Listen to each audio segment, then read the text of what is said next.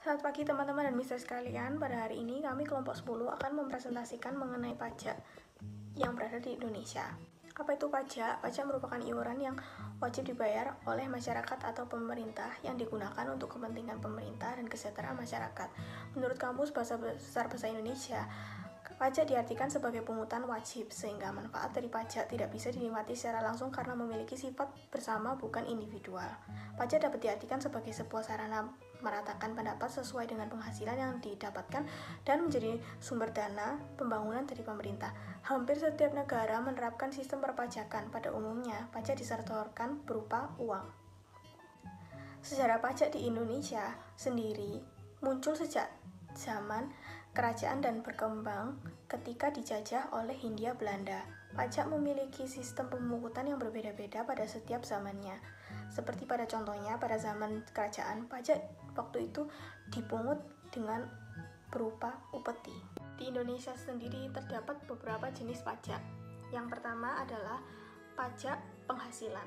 Pajak penghasilan sendiri merupakan jenis pajak yang biasa diterapkan oleh pemerintah kepada pribadi maupun bagan yang telah memiliki atau memperoleh penghasilan dari 1 tahun pajak. Penghasilan yang dimaksud didapatkan melalui gaji, usaha, honorium, dan lain-lain.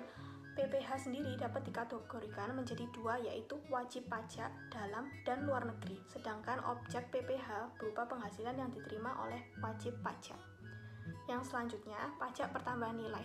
PPN atau pajak pertambahan nilai merupakan jenis pajak yang diterapkan ketika seseorang melakukan transaksi jual beli barang atau jasa baik secara online maupun offline. Dikategorikan sebagai pajak tidak langsung, produsen wajib dalam memungut, menyetor, dan melaporkan PPN, sedangkan konsumen akhir yang memiliki kewajiban dalam membayar PPN tersebut. Yang ketiga, pajak penjualan barang mewah. Pajak penjualan barang mewah diterapkan atas jual beli atau transaksi barang mewah yang berasal dari dalam maupun luar negeri. PPNBM atau pajak penjualan atas barang mewah memiliki formulir SPT masa PPN 1111 yang berguna untuk melaporkan perhitungan jumlah pajak, baik PPN ataupun PPNBM yang terutang. Berikut beberapa objek PPN, yaitu yang pertama, barang yang tidak berupa kebutuhan pokok. Yang kedua, barang yang dikonsumsi atau digunakan dengan tujuan menunjukkan status. Yang ketiga, barang yang dikonsumsi dan digunakan masyarakat tertentu.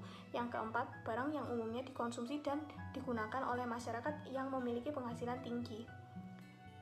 Yang keempat adalah bea materai. Bea materai sendiri adalah salah satu pajak yang diterapkan dengan memanfaatkan dokumen, surat perizinan, kwitansi, dan surat berharga lainnya yang berisi keterangan sejumlah nominal uang yang didasari oleh ketentuan yang berlaku.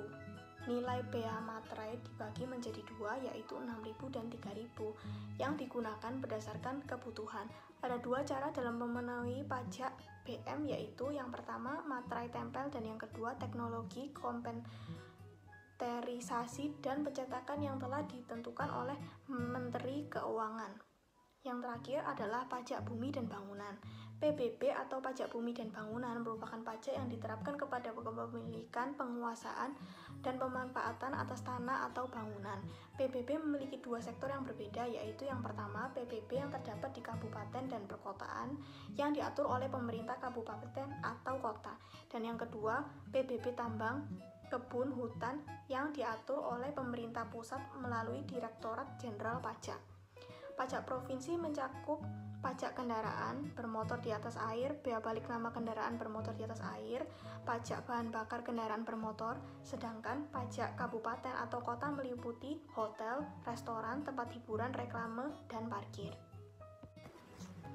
Nama saya Aisyah Almara Nuruddin dan saya akan menjelaskan tentang undang-undang tentang pajak. Dasar hukum pajak di Indonesia sendiri adalah dari Undang-Undang Dasar 1945, Pasal 23A yang berbunyi, pajak dan pungutan lain yang bersifat memaksa untuk keperluan negara diatur dengan undang-undang. Sebagai tindak lanjutan dari undang-undang tersebut, terdapat 8 undang-undang yang dijadikan landasan hukum pemungutan pajak. Yang pertama adalah Undang-Undang Nomor 5 Tahun 1983 tentang Ketentuan Umum dan Tata Cara Perpajakan yang diganti dengan Undang-Undang Nomor 16 Tahun 2000. Yang kedua adalah Undang-Undang Nomor 7 Tahun 1983 tentang pajak penghasilan atau yang biasa dipanggil dengan UU PPH yang diganti dengan Undang-Undang Nomor 17 Tahun 2000. Yang ketiga adalah Undang-Undang Nomor 8 Tahun 1983 tentang pajak pertambahan nilai atas barang dan jasa dan pajak penjualan atas barang mewah atau yang biasa dipanggil dengan UU PPN atau PPNBM yang diganti dengan Undang-Undang Nomor 18 Tahun 2000. Yang keempat adalah Undang-Undang Nomor 12 Tahun 1985 tentang pajak bumi dan bangunan atau UU PBB yang diganti dengan Undang-Undang Nomor 12 Tahun 1994. Lalu yang kelima adalah Undang-Undang Nomor 19 Tahun 1997 tentang penagihan pajak dengan surat paksa atau UU PPSP yang diganti dengan Undang-Undang Nomor 19 Tahun 2000. Nomor 6 adalah Undang-Undang Nomor 21 Tahun 1997 tentang bea perolehan hak atas tanah dan bangunan atau UU BPHTB yang diganti dengan Undang-Undang Nomor 20 Tahun 2000. Nomor 7 adalah Undang-Undang Nomor 14 Tahun 2002 tentang Undang-Undang Pengadilan Pajak atau UU PP, dan yang terakhir adalah UU Nomor 13 Tahun 1985 tentang bea materai atau yang biasa dipanggil dengan UU BM. Baik, perkenalkan, nama saya Gede Dika Aditya dengan NIM 01060219100089. Saya akan menjelaskan tentang masalah yang sering terjadi terkait pajak pribadi. Yang pertama adalah merasa tidak perlu melaporkan pajak. Hal tersebut berupa suatu tindakan yang tentunya merugikan negara, dikarenakan dana yang diperoleh dari pelaporan pajak tersebut digunakan untuk infrastruktur dan fasilitas umum. Yang kedua adalah tidak melaporkan pajak dari penghasilan yang telah diperoleh. Pelaporan penghasilan tersebut meliputi penghasilan pribadi, baik pokok maupun penghasilan tambahan. Selain itu, bisnis franchise atau lapak online juga wajib dilaporkan. Yang ketiga adalah kesalahan administrasi. Kesalahan administrasi tersebut mencakup human error atau kesalahan yang dilakukan oleh manusia tanpa disengaja, seperti pelaporan form SPT yang tertukar dikarenakan salah menghitung penghasilan yang diperoleh. Yang keempat adalah kelupaan dalam memberikan atau meminta bukti potong. Bukti potong yang dimaksud berupa human error atau kelupaan atas pemberian bukti pajak atas ongkos yang telah didapatkan. Hal tersebut menyebabkan terjadinya double dalam pembayaran pajak. Selain itu, saya akan menjelaskan tentang masalah yang sering terjadi terkait pajak perusahaan. Yang pertama adalah tidak terdaftar sebagai perusahaan kerja pajak atau PKP. Ada beberapa perusahaan yang sengaja tidak melaporkan perusahaannya dalam pajak. Hal tersebut dikarenakan agar perusahaan tidak perlu membayar pajak.